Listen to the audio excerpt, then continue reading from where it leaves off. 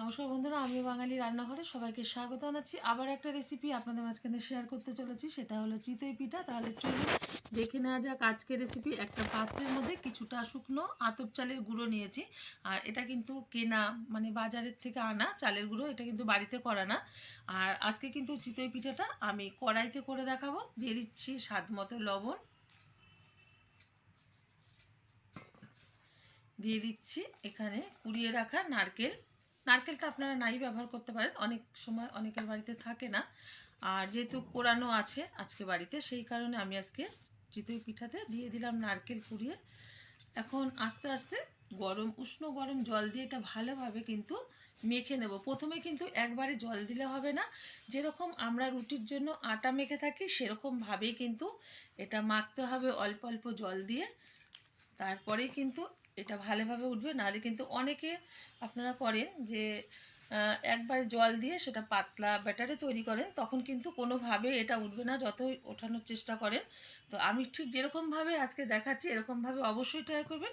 আশা করি পিঠেগুলো সরাতে সাজে যেইভাবেই হোক কড়াইতে উঠে যাবে।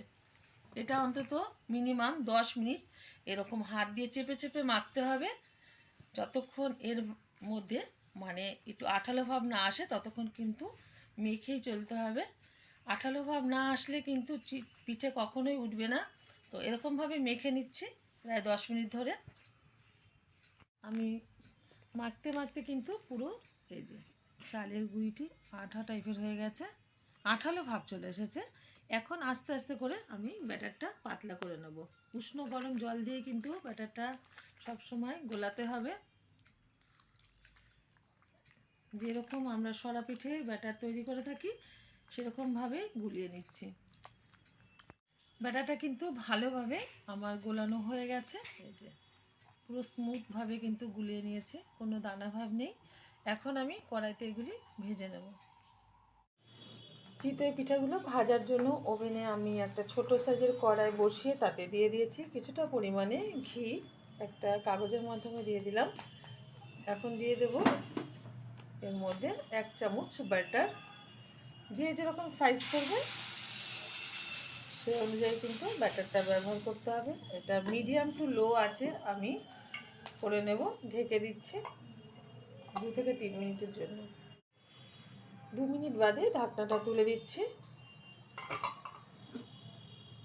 সুন্দরভাবে কিন্তু চিতই পিঠাটা উঠে গেছে।